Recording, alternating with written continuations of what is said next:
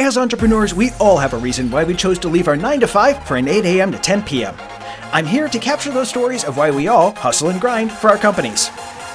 Seth is a visionary entrepreneur passionate about innovative housing solutions and community development. With a background in real estate development, sales, and investing, he has dedicated his career to creating accessory dwelling units, or ADUs. As the founder of ADU Gold, Seth has developed hundreds of ADUs, providing valuable housing and generating positive social impacts. His projects prioritize sustainability, affordability, and community engagement, revolutionizing underutilized spaces and creating vibrant, inclusive neighborhoods. Seth aims to inspire others to view ADUs as a practical housing solution and a catalyst for positive social change. Well, Seth, thank you so much for being on the show today. I really appreciate it. You're in a space that I've been in for a while now. So I've taught real estate as an ancillary part of my job for probably almost 8 years now. And when I first started, it was fun because I wanted to look for one thing that would help me build wealth. And I looked at all of these different people, complete diverse backgrounds, races, whatever it happens to be, whatever demographic you are. And real estate was the one commonality between every rich person. And it really got me thinking about things. And so I'm really excited to have you on here to talk about your specific niche. So thank you so much for being here. I appreciate it. Thank you for having me. I'm really looking forward to our conversation. Same here, man. Same here. So you're in this kind of interesting niche in real estate that I never really thought about until you said something. What niche are you in and what are ADUs? Why are you Mr. ADU? Mr. ADU. Exactly. By the way, I'm originally from Minnesota, you betcha, and you'll still hear a little bit of that in my voice, but I've lived and worked in Los Angeles now for 38 years, and I was a licensed real estate agent and broker for like 34 years before I went into the real estate development business, which happened because, and you and I were talking a little bit about this, is I loved my job. Everything was going along great until all of a sudden in 2007, something happened. Just And that little literally thing. overnight, I had no job because it just stopped. The whole real estate industry stopped. So I went into the house flipping business with a business partner, and we were buying foreclosure properties on the courthouse steps in Los Angeles. And this wasn't really that long ago, and these numbers are just like freaky. I mean, we were buying houses for $120,000, fixing them up, and then selling them for $180,000. So there wasn't obviously a lot of meat on that bone, but we just learned how to do more and more of them at the same time. And eventually we worked our way up that food chain until we were doing ground up new construction in the ultra luxury market in Beverly Hills, Hollywood Hills, and so forth. And those homes weren't selling for $180,000; they were selling for $10 million. But that's a whole nother ball game. But I've really enjoyed transitioning over into more of the development and investment end of the real estate business now, and here we are. Absolutely. So now, I always love to ask this question. What specifically got you interested in real estate to begin with?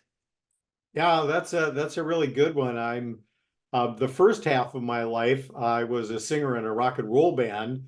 I love it. And then I moved to Los Angeles, and I was still doing that for a little bit longer, but I finally just kind of hit the point where probably about 2 years before I officially stopped, I didn't feel like the band was necessarily growing too much anymore, but I was still personally growing in that musician space. But I finally hit the point where I just kind of felt like I stopped growing. And I'm just not that kind of person that can sit around and just tread water. That's just not in my makeup. So I started looking around for other things to do, and I had already gone into managing apartment units, and I always just had some kind of a vague interest in real estate. And then I just decided that I would try to pass my real estate license examination just to see if I could do it, sort of thing. And I did it. And I always remember that moment I received my notification. I passed. I went, great. Now what? Well, you split up that time and effort to that. Maybe you should actually try being a real estate agent. Hmm. So I went into that, and that was the beginning. And I took to it very quickly, and really have enjoyed and continue to enjoy being involved in that business. Hmm. Yeah, it's a great business for entrepreneurs. I know I was a realtor as well, and it gives you a lot of, you learn a lot about real estate. I think a lot of people don't understand that most realtors, we get it, as part of our education, we get construction background. Like we know what's going on, and it Yeah, gives you a really deep knowledge, at least it did for me, and here in New York State about what to do, how things worked. Roofs and what riparian rights are and fun stuff that we don't normally think about as right. entrepreneurs. Yeah. No, awesome. So you did that for about 30 years, and then there's got to be some sort of a change that made you niche into something. I know some realtors like do short sales, some do foreclosures, some do this. Was there a series of events that caused you to think accessory dwelling units are great? What was that series of events that happened to make you want to get into this niche? I love that question. And this is something I speak a lot about, Mhm. ADUs in front of groups. And this is really one of my favorite stories is that, everybody has had these really important moments in their life where something dramatic happens, and that they remember everything about that change and that thought. But when it's really, really profound, you not only remember the thing, but you remember everything about the moment Mhm. that thing came into your head. And I remember I was driving in a car with my business partner at the time. We were driving out to Ventura to look at some more property. And all of a sudden, he started talking to me about this new ADU law.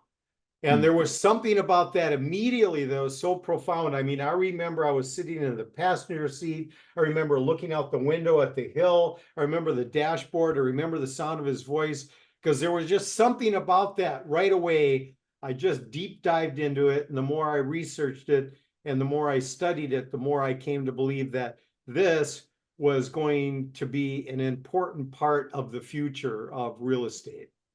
Mhm. Well, and especially because, we've had a lot of guests on the podcast say that the riches are in the niches. Yeah. It's these Yes. little special things. There's a ton of realtor. I mean, I'm in Buffalo, New York, a city, or the Western New York area, like our metro area is like 350,000 people, and there's 3,000 realtors. So there's something, there's like one per 100 or something like that. There's one of those things where you've got to get into something specific and one very specific thing. Like I knew one realtor who was really, really good at what's called limited services listings, which basically $500, I'll get it in the MLS for you, and that's it. Yeah. Getting into that niche. So with ADUs, you're in that moment with your business partner. This thing's got your fire lit. You're good to go with it. That moment when entrepreneurs get the visionary flash, right? So how did you develop that even farther? So you took it to the level that most entrepreneurs do and just go way out with it, which is great because I want to get into a little bit about ADUs. But yeah, what was that story behind kind of getting started with it? Yeah, because I mean, just, the timing is always so important, these things. The business partner I was with and who had just told me about this new law, Mhm. him and I were in the process of just starting a new project where we had just purchased a property in Culver City, which is a part of Los Angeles. It's not Beverly Hills, but it's an upper level neighborhood with the intention of doing what basically we had been doing, which was just to knock down that tear down house and then build the biggest two-story modern box on it. But something that would be a little bit more affordable, like in the $2 million range, as opposed to the $10, $10 million range, which we could build faster, Yeah. less risk, and so forth.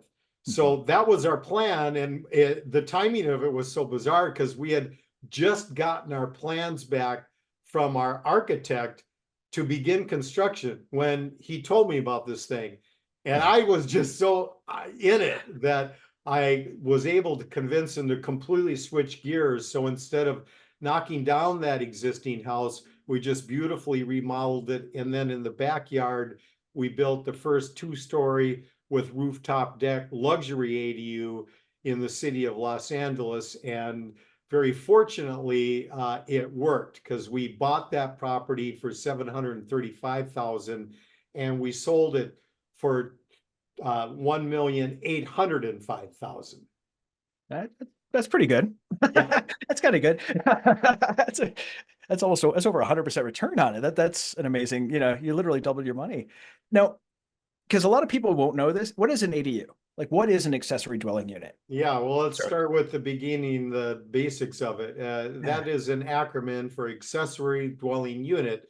Also many other things that it's kind of been called in the past, granny flats and stuff like that, in-law units, things like that. But what it is, it's a legal separate living unit. And what's Mm. really groundbreaking about the idea is that set nationwide, this is very similar as it is in California. Typically, about 70% of all the lots in the United States are zoned R1 for one living unit on it. That's all you can have on it. Yeah. So this was a radical change in that, is that now it allowed a second living unit on the property, to make it minimize the effect on the character of a neighborhood. They made it so those units could only be built to the side or the back of an existing house. And of course, virtually never happens on the side. There's no room, but in the back, there's room. So that's where they were built. And that really just got the whole thing rolling.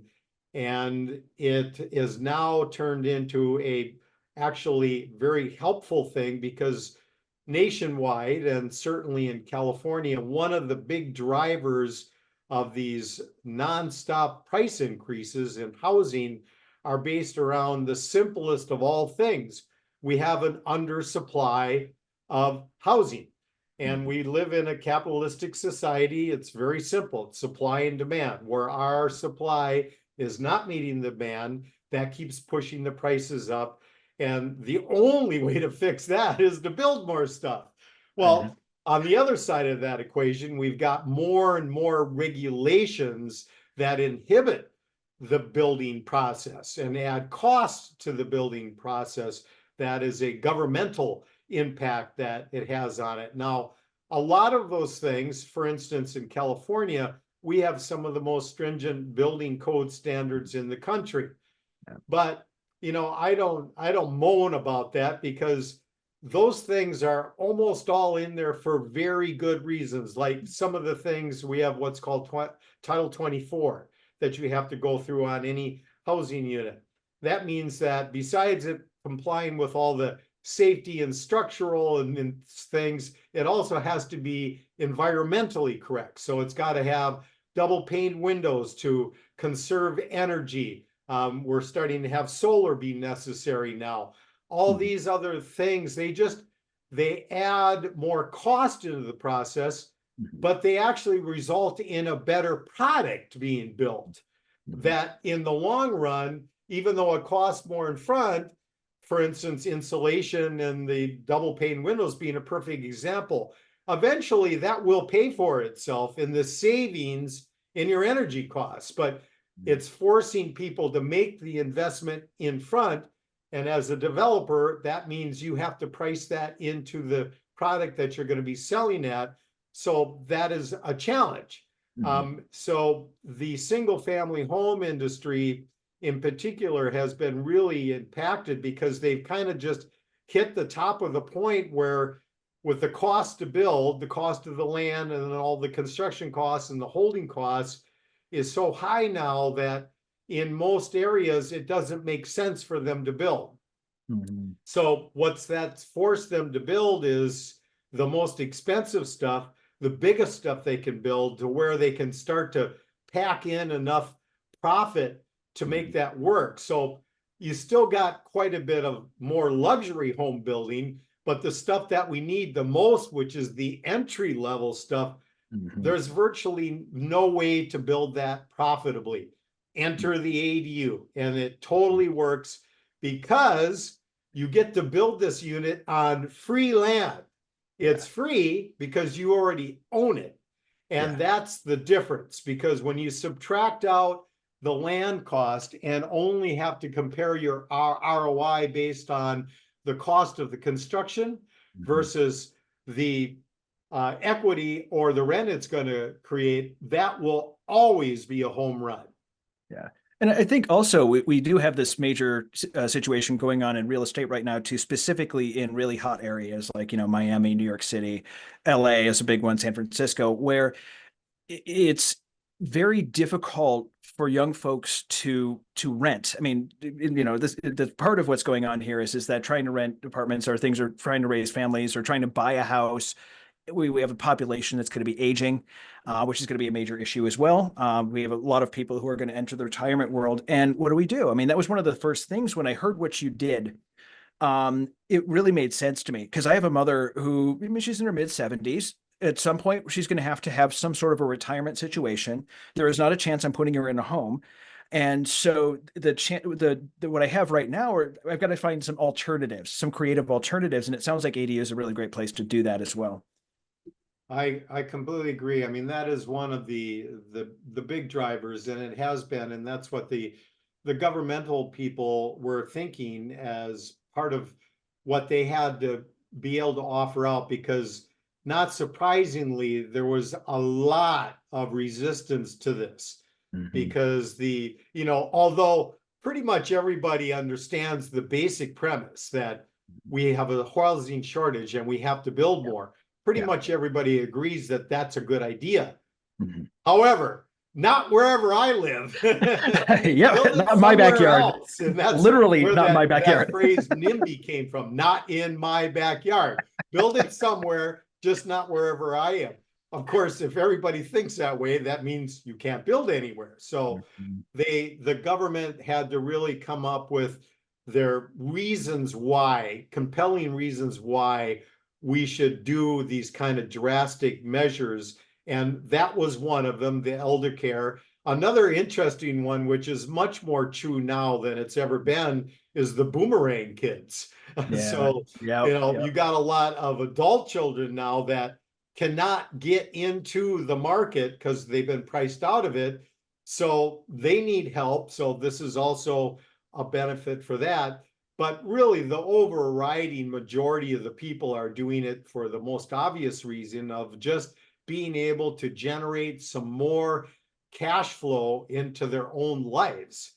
And you have this asset, you have this backyard, and you have this space that could actually be going from something that you have to pay for every month and doing the gardening and the trimming and to something that actually generates you substantial income every month that you can use for all kinds of good things.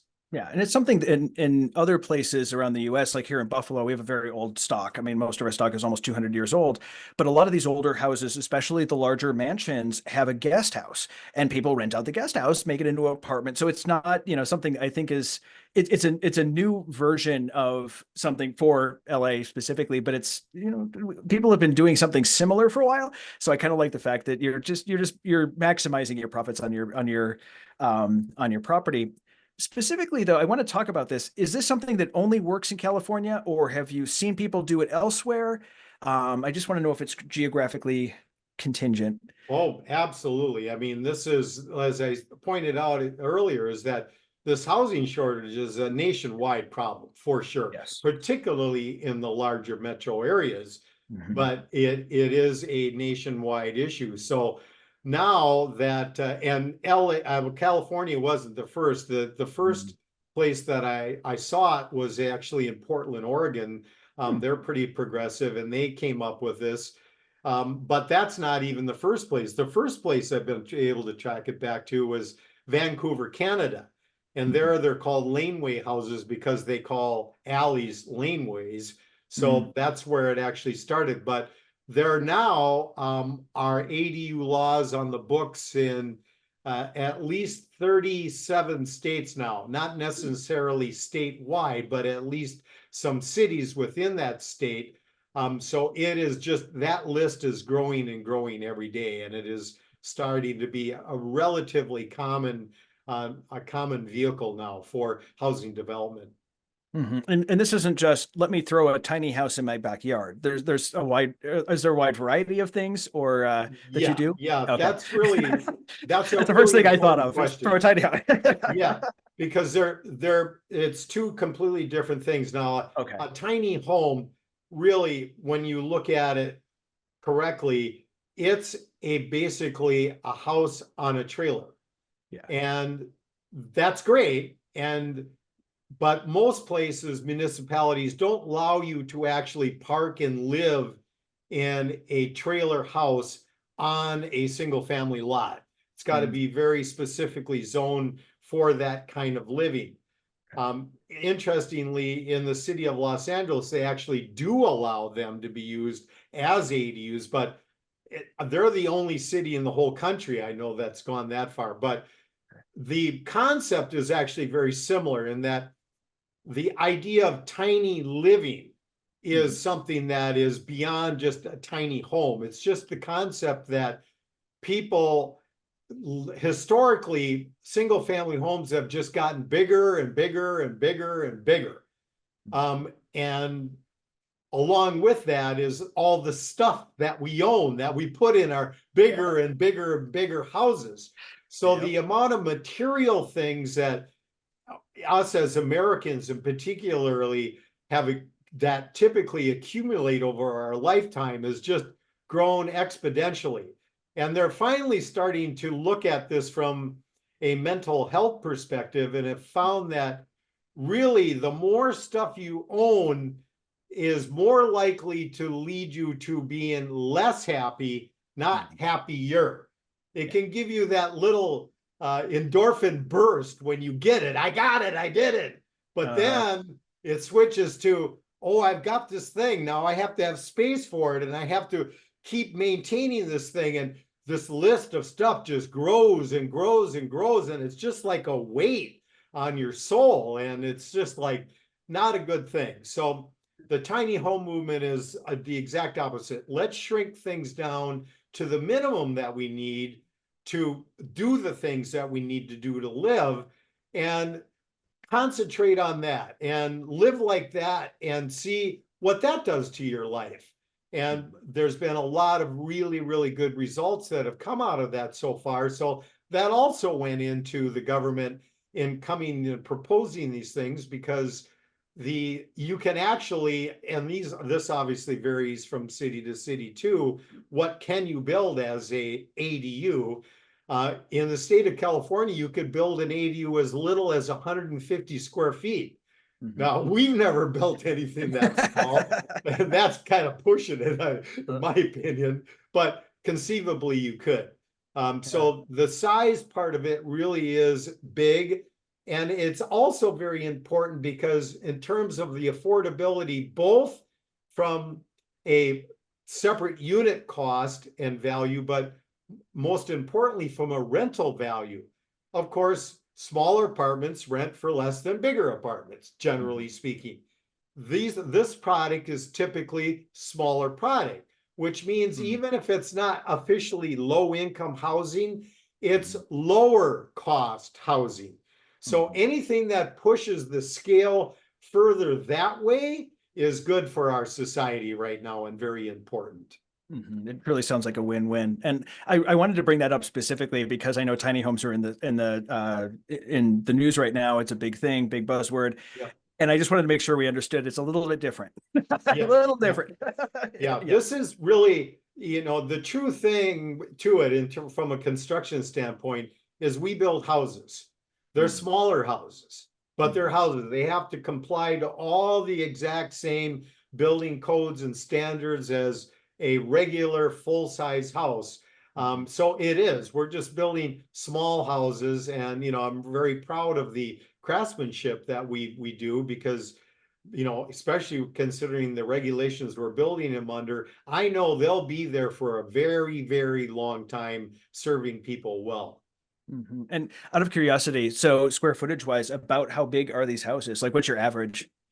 The average house ADU we're building is somewhere between 400 and 1,000 square feet. That's probably 85% of all the projects we build are in that size. Now, in California in particular, and some other states now too, you might have the opportunity to build more than one ADU on your property. So Mm. we're starting to do more and more of that, especially on the multifamily properties.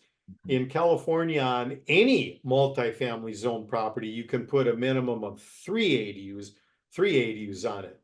Mm-hmm. That's really interesting. So, and that's not small. I mean, that's not, 400 is a little on the smaller side, but it's not really bad. My No, house is no, 1,500 it's square feet, so a studio thousand isn't apartment. terrible. Yeah. Yeah, yeah. Huh. Interesting. So that's really cool. Now, this is my curiosity thing. I just recently found out about bungalow courts, which is a huge thing with LA, where you have a bunch of little bungalows kind of around it. Is that sort of a similar concept to what you're doing? Yeah, I mean, when we Yeah. can, we do it that way. And I'm Mm, glad you brought that up because this is one of the weird things is that the NIMBYs out there, they've always been saying and continue to say these kinds of laws are going to destroy our single family neighborhoods. It's so bizarre to me because, not that long ago, like particularly in the early 1900s, when they built cities, especially in the bigger cities, they used to mix the housing a lot more. mhm. And Yeah. I've got pretty simple proof of this. Anybody ever hear of the show Melrose Place? Yeah. Exactly what you're talking about. Yeah. In a block that was 90% single family homes, there was two or three small multi-family properties, bungalow Mhm. style or just a duplex or a triplex or something mixed into that single family neighborhood. It Mm. didn't destroy the neighborhood. It was No. part of the fabric of the neighborhood, as a matter of fact. And that's what's changed is we've gone to exclusively building single family homes at the expense of this missing middle housing. And that's what we're building. We're building bigger and bigger giant apartment buildings and condo buildings, Mhm. more and more of just purely single family and not that middle product. And that's really what we need the most to try to get things back on track. Yeah, and that's why I think bungalow courts have now become a little bit Yes. more prominent right now because it's a similar thing where smaller, so those that don't know what a bungalow court is in LA, they're basically one or two lots with 4 or 5 Right. separate houses, like Yep. smaller houses, four or five, Yep. 600 square feet, in the little courtyard in the middle of them on a Yeah. residential street. And so I think it's a very valuable way to do housing, but I just wanted to bring it up and say it's slightly different than ADUs, but it sounded like it was kind of in the general vicinity of that. We're in the same domain ish. Yeah. I Yeah. think that is actually, if you think about it, it's actually more of a commuting growing concept Mhm. because what you're talking about is having individual space, but having some shared space. Mhm. So right away, the design of the property itself encourages a togetherness between people that might not otherwise be together. And Mhm. how that could possibly be construed as being something bad, Yeah. it's just beyond my belief. Yeah. I think it's just resistance to change, and that's about it. Yeah, But yeah. yeah. So we're getting towards the end of the podcast episode, and I do have one question I ask everyone, and that is, what is one book or podcast that has had a significant impact on your life? Well, that's an easy one for me. It's 7 Hour Work Week by Tim Ferriss. Oh. I really that book really changed my view on work life Mm. and was, I'm sure, part of the genesis that eventually led me to where I am now. And I continue to follow his podcasts and some of the things that he's pitched. I'm older now, so I'm definitely into increasing my health span, which is different than lifespan because not many people really pine for, living to 120 and, being in a wheelchair for the last 30 years of their life. But we all pretty much would love to be able to extend our healthy lifespan. And so I do a lot of the things that are now being looked at and recommended in that space. And I plan on keeping going strong for a long, long time. And I'm glad you brought that up because I'm always anxious to promote that kind of thinking as well. Awesome. I appreciate that. Again, thank you so much for being on the podcast. I really appreciate that too. Great. Well, thank you for having me, and everybody out there. Think about it. This is another one of those famous house hacks that's out there. And this is a way to, not only make money, but what I love about my job is that I have found in the past that a lot of things can make you money, but a lot of things that make you money seem to come at somebody else's expense. Mm-hmm. This one is pure. We make money as a company that develops and builds ADUs for people. The people we build them for benefit from them, usually monetarily one way or another. And while we're both making money, we're also doing something really important and good for society at the same time. And it's really hard to find things that check all of those boxes. And I'm really grateful that I landed in this space. Well said. Very, very true. Again, thank you so much. All right. Thank you. Ciao. Ciao. Thanks again for joining us on the Hustle and Grind podcast. If you'd like to learn more about Seth, check out the link in the description.